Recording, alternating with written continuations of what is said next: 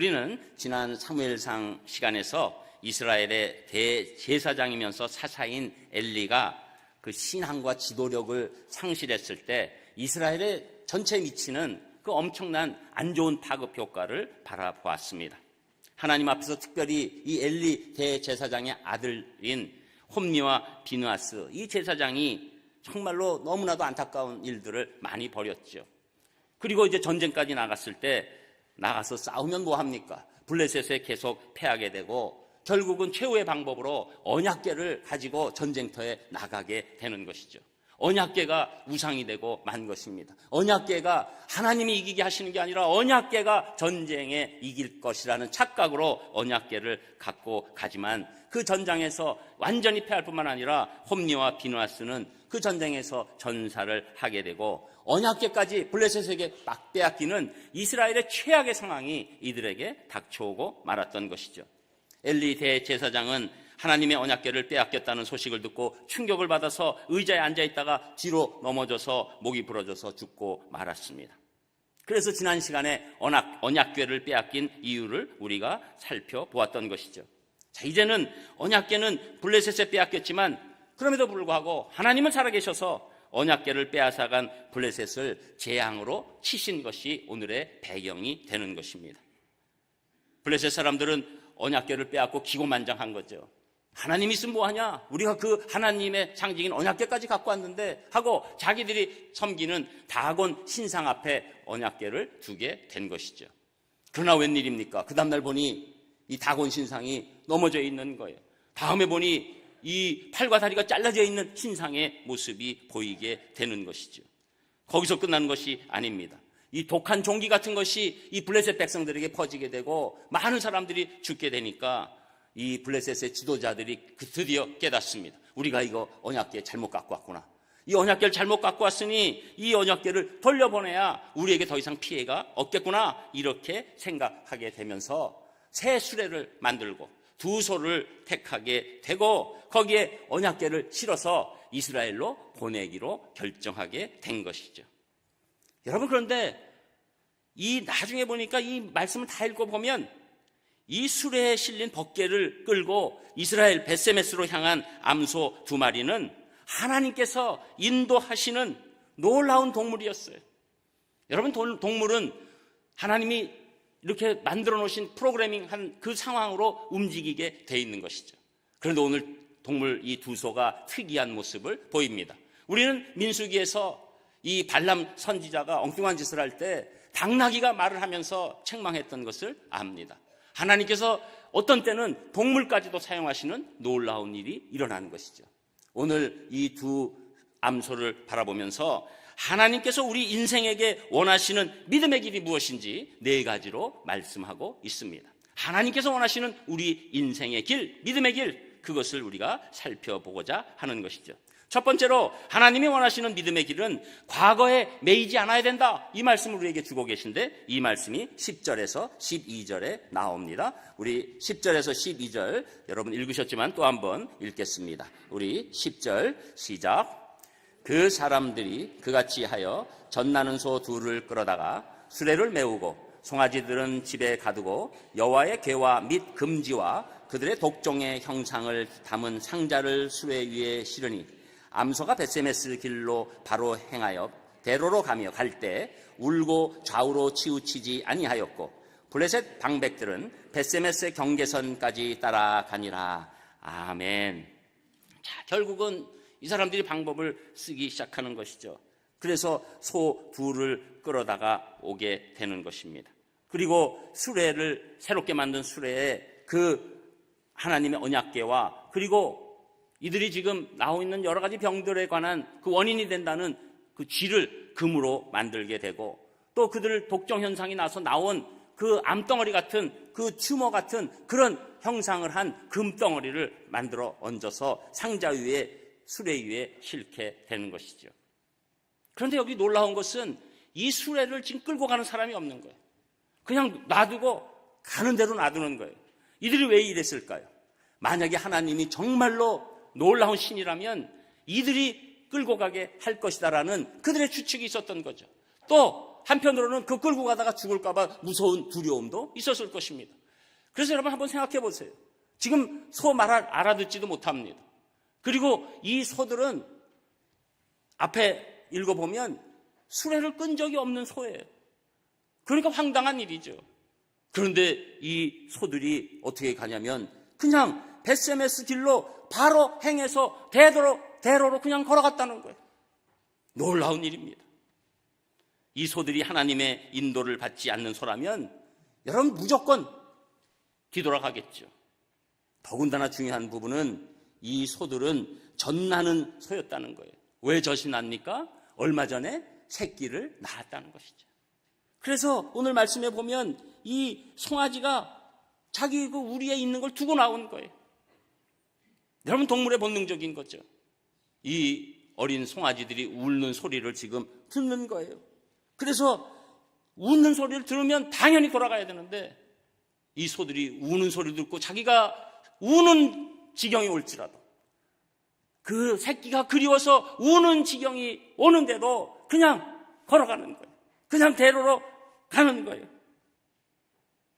여러분 이 소들 하나님께서 택하신 소들이고 이 소들을 통해서 하나님께서 우리 믿는 자들이 어떻게 믿음의 인생의 길을 걸어가야 하는지 보여주는 것이죠. 이들은 뒤돌아보지 않고 뒤로 돌아서지 않았어요. 그대로 묵묵히 가는 것입니다. 믿음의 길은 우리의 뒤를 뒤돌아보지 않고 과거를 돌아보지 않고 앞으로 가는 길입니다. 믿음으로 걸어가는 길입니다. 여러분 이 말은 과거에 대하여 무조건 생각하지 말라 이런 말씀이 아니에요. 과거에 대해서 우리가 얼마든지 감사할 수 있습니다. 기쁨이 있을 수 있습니다. 교훈을 받을 수 있습니다. 안타까움도 있을 수 있습니다. 슬픔도 있을 수 있습니다. 그러나 하나님께서 오늘 원하시는 것은 우리가 과거에 매여서 한 걸음도 나가지 못하거나 심지어 과거로 돌아가려고 하는 그런 삶을 살지 말라. 그렇게 말씀해 주시는 거죠. 여러분 우리는 인생길 가운데서 과거의 그 실수 또 과거의 잘못 그런 것 때문에 그냥 후회로 가득 찬 인생이 될 수 있어요. 그래서 그때 내가 그것만 안 했어. 내가 그때 그 일만 안 버렸어도 내가 그때 그 판단 잘못만 안 했어도 내가 이 지경 이 꼴이 안 됐을 텐데 일어나기만 하면 그 생각에 잡혀서 어찌할 바를 모르는 안타까운 인생이 우리에게 있지요. 여러분 또 과거에 받은 상처 때문에 그 상처를 벗어나지를 못하는 거예요. 그래서 일어나기만 하면 그 상처가 내 인생을 자꾸 붙잡고 매여놓게 하는 거죠. 그리고 그 상처, 과거의 상처로 분노가 계속 일어납니다. 말만 하면 그 상처 가운데서 다른 사람의 상처를 또 건드리는 안타까운 일이 일어나죠. 여러분 우리 기독교 안에서도 상처 치유 프로그램들이 많이 있습니다. 저는 이것에 대해서 굉장히 좋은 면도 있고 나쁜 면도 있다고 보는 사람이에요. 왜냐하면 상처를 우리가 알게 하고 꺼내서 그것이 치유되고 앞으로 나가면 좋은 일입니다. 그러나 상처를 계속해서 그 얘기만 하고 그리고 그 상처 가운데 매이게 하면 그것은 좋은 프로그램이 아니에요. 어떤 분은 자꾸 얘기합니다. 글쎄 상처가 있다니까. 그때 엄마 뱃속에서 상처 있는 거 생각해봐. 그 어렸을 때 있는 거 다 생각해봐. 아빠 잘못한 거 다 생각해봐. 엄마 잘못한 거 다 생각해봐. 그리고 풀어내야지. 그래서 없는 것까지 생각해보니까 그때 생각해보니까 정말 분한 것 같아요. 어떻게 보니까. 젖 먹으려고 그러는데 쑥 나가버린 거예요. 엄마가. 여러분 우리가 과거를 생각해서 교훈을 받는 일은 좋은 일이죠. 그러나 그 상처에 매이기 시작하면 그 인생은 과거로 완전히 묶여있는 안타까운 삶이 되는 것입니다. 또 여러분 이 상처만 그런 것이 아니라 과거의 영광도 우리를 묶을 수가 있어요. 그래서 내가 옛날에 잘 나갔을 때 내가 좋았을 때 거기에 묶여있는 사람이 있어요. 이번 설날에도 그것 때문에 고생한 분들이 좀 있을 거라고 생각됩니다. 그냥 어떤 분이 또 모였으니까 내가 왕년에 또 시작하면 이것도 한 시간 가는 거예요. 왕년에 내가 이랬는데 그때 이렇게 해서 잘 나갔는데 그래서 공직에서 높은 자리에 있다가 나온 분들한테 대화하는 게 굉장히 힘들어요. 왜냐하면 지금 얘기를 하면 굉장히 분합니다. 옛날 직함을 얘기해 줘야 돼요. 그래서 무슨 장관님 해야지, 전직 장관 이러다가는 큰일 나는 데다가 그냥 아저씨 하면 뺨 맞습니다. 과거의 영광에 잡혀 있는 거예요. 하나님께서는 과거를 하나님의 시각으로 해석하고 그 과거에서 풀려나오기를 원하고 계십니다. 저는 오늘 여러분들 과거의 상처도 있고 실수도 있고 잘못도 있고 영광도 있을 것 같아요. 그러나 여러분 과거에 매이지 않으셔야 돼요. 과거를 하나님 시각으로 해석하고 그리고 과거에서 오히려 자유와 먹고 오히려 내가 예수 그리스도의 십자가 안에서 과거가 해결됐기 때문에 내가 담대하게 이 현재와 미래를 살 수 있다. 그 믿음이 여러분 안에 있어야 될 줄 믿습니다. 그래서 바울은 빌립보서 3장 13절 14절에 보면 형제들아 나는 아직 내가 잡은 줄로 여기지 아니하고 오직 한 일 즉 뒤에 있는 것은 잊어버리고 앞에 있는 것을 잡으려고 푯대를 향하여 그리스도 예수 안에서 하나님이 위에서 부르신 부름의 상을 위하여 달려가노라. 이렇게 말씀하는 겁니다. 여러분 그게 믿음이에요. 그게 믿음의 길이에요. 우리는 소돔과 고모라 성이 유황불로 멸망당할 때 롯의 아내가 그 과거에 자기 갖고 있는 뒤에 있는 그 재물과 그 화려함 때문에 뒤를 돌아보다가 소금 기둥이 된 것을 너무나도 잘 알고 있습니다. 그러므로 우리 믿는 자들은 오직 푯대 되시는 예수님만 바라보고 담대하게 믿음의 인생길 걸어가시는 여러분 되시기를 주님의 이름으로 축복합니다. 그리고 두 번째로는 하나님이 원하시는 믿음의 길은 성도와 함께 말씀대로 걸어가야 한다고 말씀하는데 여러분 12절까지 이미 읽으셨지만 또 우리가 환기하기 위해서 12절 한번 다시 읽어보겠습니다. 12절 읽습니다. 12절 시작. 암소가 벳세메스 길로 바로 행하여 대로로 가며 갈 때 울고 좌우로 치우치지 아니하였고 블레셋 방백들은 벳세메스 경계선까지 따라가니라. 아멘. 이 암소들 수레를 한 번도 매보지 않았다고 여러분에게 말씀드렸습니다.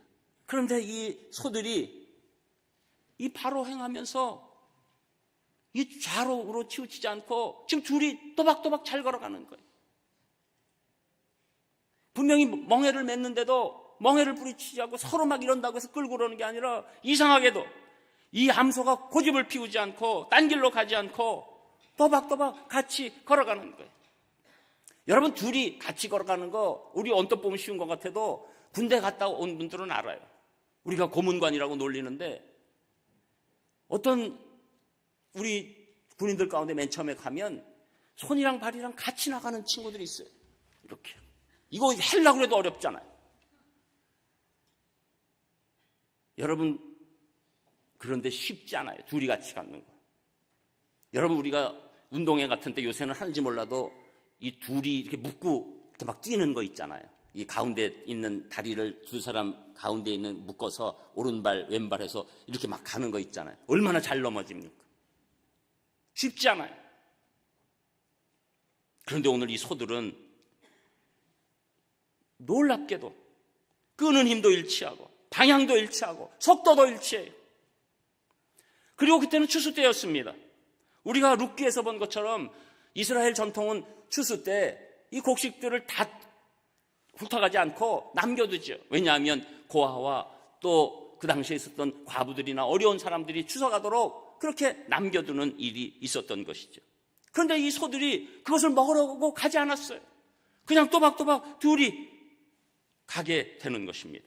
오직 언약궤를 싣고 가는 그 막중한 사명을 갖고 이 소 두 마리가 하나같이 되어서 걸어가게 된 것이죠. 하나님께서 이 소들을 통해서 우리에게 보여주시는 거예요. 하나님의 일은 혼자 하는 일이 아닙니다. 하나님의 일은 맞추어 가는 일입니다. 하나님의 길은 맞추어서 한 걸음 한 걸음 가게 되는 거예요. 아름다운 음악이 나와도 우리가 맞추어 가는 겁니다. 이럴 때 너무 신경 쓰시면 안 되고 서로 힘들어지니까. 우리 산상교회 좋은 교회인 줄 아세요? 어느 교회 같은 여름에 막 어떤 분이 막 부채를 하니까 그 목사님 못 견뎌가지고 부채 좀 그만 해요. 정신없어서 못하겠네. 그러나 우리는 아이들도 많이 오고 전혀 지장 없습니다. 여러분, 우리는 하나님 앞에서 아름답게 우리가 드러내는 거예요. 여러분, 우리가 맞춰주는 거예요. 여러분, 우리 인생길은 성도 함께 서로 같이 맞춰주면서 한 걸음 한 걸음 걸어가는 겁니다. 사명이 우리를 끌고 우리는 함께 맞추면서 가게 되는 거예요. 우리는 슬픔도 다 다릅니다.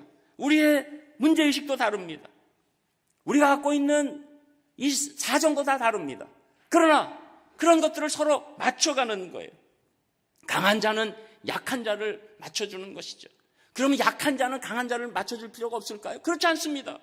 약한 자도 강한 자를 이해합니다. 가진 자가 못 가진 자를 맞춰줘야 합니다. 못 가진 자도 가진 자를 이해해야 합니다.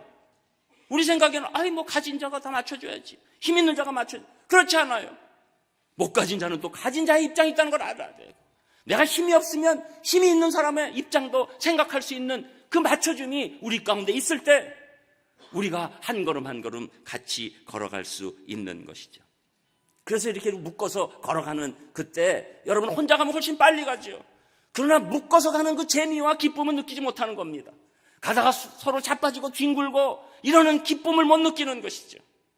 여러분, 하나님께서 원하시는 인생의 길은 우리 성도들이, 교우들이 같이 힘을 합쳐서 맞춰주면서 걸어갈 때 하나님께서 기쁨을 허락하시는 줄 믿습니다. 그게 배려죠. 그래서 이 교회 생활은 우리가 인생의 배려를 배우는 거예요. 여러분, 교회 생활 처음 할 때는 못마땅한 게 많습니다. 저 사람은 앉아서 밥을 왜 저렇게 먹지? 어쩌지?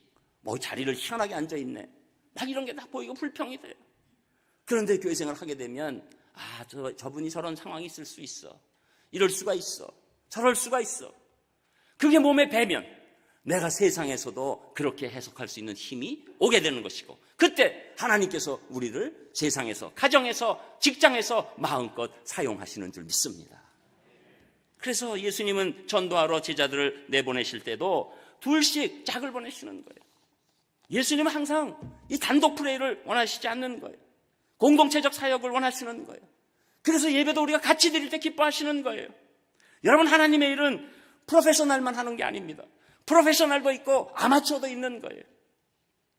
노래 잘하는 분도 있고 중간중간 요들이 나오는 분도 있고 고음 불가인 분도 있고, 그래도 하는 거예요. 여러분, 우리가 설교 후에 드리는 찬송 하나님께서 얼마나 기뻐하시는지 제가 그 마음을 알겠어요.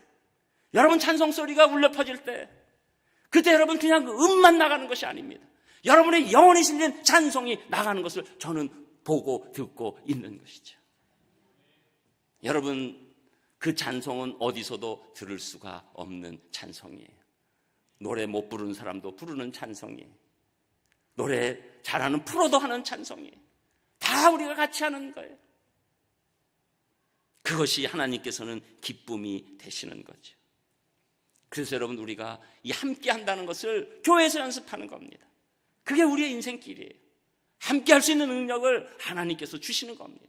더군다나 요새와 같은 이 현대에 와서 이 1인 가족이 점점 많아지고 이미 30%가 넘어가는 이 시대에 하나님께서 이 함께하는 능력이 우리에게 있지 않으면 우리는 점점 더 고립되고 외로워지고, 그리고 하나님과도 멀어지는 안타까운 삶이 될 수밖에 없는 것이죠. 그래서 전도서 4장 12절에 보면 한 사람이면 패하겠거니와 두 사람이면 맞설 수 있나니 세 겹줄은 쉽게 끊어지지 아니하느니라. 저는 오늘 여러분, 제가 오늘 주일 사역 신청서를 위해서 말씀을 준비한 게 아니거든요. 그런데 또 이렇게 또 떨어지니까 감사함을 드립니다. 여러분, 우리 교회 사역은 여러분 일 자체의 목표가 있잖아요. 우리 교회는 일을 만들어서 하는 교회가 아닙니다. 일을 최소화하는 거예요. 그리고 거기에 우리가 참여들 하셔서 기쁨을 같이 누리시는 거예요. 여러분, 성가대가 여기 앉아서 맨날 예가 돼서 제가 성가대한테 참 미안하지만 여기 계신 분들이 프로들이 아니에요. 대놓고 얘기해서 미안합니다. 그런데 이 정도 인원으로 이 정도 찬양하는 교회 있으면 나와보라고 하세요. 이거 딴 거 틀어가지고 하는 게 순수히 이분들이 지금 하는 거 아니에요. 우리가 딴 음악 깔고 이분들 뻥긋뻥긋 하는 거 아닙니다. 우리 모든 게 다 그래. 여러분, 지금까지 우리 교회들은 여러 가지 일들이 필요해서 일 때문에 사역자를 불렀어요. 그러나 저는 거기에 동의하지 않습니다. 일이 중요한 게 아니에요. 하나님을 만나는 게 중요한 것입니다. 교회는 하나님을 주일날 만나고 나머지 주중에 승리하게 만드는 것이 교회인 줄 믿습니다. 여러분이 예배 드리는 것도 어느 기간까지는 감사한 일이에요. 가장 큰 사역은 예배 잘 드리는 사역이 가장 큰 줄 믿습니다. 아멘 클 줄 알았어요, 내가. 그러나 거기서 멈추시면 안 되고 함께 할 때 오는 하나님의 은혜를 같이 느끼셔야 합니다. 그래서 여러분, 맨 처음에 오신 분들 또 이렇게 이동하신 분들 있으시면 처음에는 절대 일하려고 하지 마세요. 예배 가운데서 하나님만 높이세요. 하나님만 만나세요. 그리고 하나님의 은혜가 임하고 주체할 수 없을 때 사역하시기를 주님의 이름으로 축복합니다. 그때 우리는 진정으로 함께하는 사역으로 나아가게 될 줄 믿습니다. 억지로 끌고 가는 것이 아니라 기뻐서 하는 사역이 될 줄 믿습니다. 저는 산상교회 여러분들, 우리 교우들과 함께 말씀대로 함께 걸어가시기를 주님의 이름으로 축복합니다. 그리고 세 번째로 하나님이 원하시는 믿음의 길은 사람들에게 영혼의 기쁨을 주어야 한다고 말씀하는데 그 말씀이 13절에 나옵니다. 우리 13절 또 같이 읽겠습니다. 13절 시작. 베세메스 사람들이 골짜기에서 밀을 베다가 눈을 들어 괴를 보고 그 본 것을 기뻐하더니 아멘. 이제 이스라엘 베세메스에 정말로 이 소들이 언약궤를 끌고 똑바로 정말로 오게 됐을 때 밀을 베다가 갑자기 보니까 언약궤가 오는 거예요. 언약궤가 그냥 사람 없이 소들이 끌고 오는 걸 보고 이 이스라엘 사람들이 얼마나 기뻤겠어요. 너무나 기뻐하는 것이죠. 하나님의 상징인 언약궤가 돌아오니까 다시 모든 것 가진 것처럼 이들이 좋아하게 된 것이죠. 그냥 나무 상자 하나 왔으면 좋아할 리 만무하죠. 그러나 하나님의 임재의 상징인 언약궤가 들어왔으니 이스라엘은 이제 우리에게 다시 구원이 임했다. 그것을 깨닫고 기뻐하게 되는 겁니다. 지금 이스라엘 백성의 모습은 언약궤가 오기 전과 온 후로 나뉘게 되는 것입니다. 여러분들이 많이 보는 성령 전, 성령 후, 그거보다 훨씬 더 큰 차이가 심령에 나오는 거예요. 기쁨이 넘치는, 구원받았다, 드디어 살았다. 언약궤를 빼앗겨 절망이었던 마음에 기쁨이 찾아온 것입니다. 하나님께서는 우리가 사람들에게 말씀과 복음을 전해서 하나님의 임재를 느끼게 하고 그 복음을 받은 자들이 기뻐하는 것, 그것을 우리가 보기를 원하시는 거예요. 여러분, 사실 사람들에게 돈, 명예, 권력 바라는 일, 자식 잘 되는 일, 이런 것 주면 제일 기뻐할 것 같죠? 물론 굉장히 기뻐합니다. 그래서 우리가 하나님이 주시는 복 가운데 이런 복도 있어요. 이런 것에 응답이 있어요. 그런데 여러분, 이 세상에서 제가 체험한 걸로 가장 기쁜 일은 하나님을 만나는 거예요. 하나님을 만났을 때 온 기쁨은 이 세상에서 주는 어떤 기쁨보다도 훨씬 더 큰 기쁨인 줄 믿습니다. 왜 그렇습니까? 이 기쁨은 육체적인 기쁨을 뛰어넘어요. 정신적인 기쁨을 뛰어넘어요. 영혼의 기쁨이 우리에게 쏟아지는 거예요. 이 하나님을 만난 기쁨을 느끼면 그 다음 그 날은 새로운 날이에요. 하늘은 새로운 하늘이에요. 자연은 새로운 자연입니다. 사람은 새로운 사람들이에요.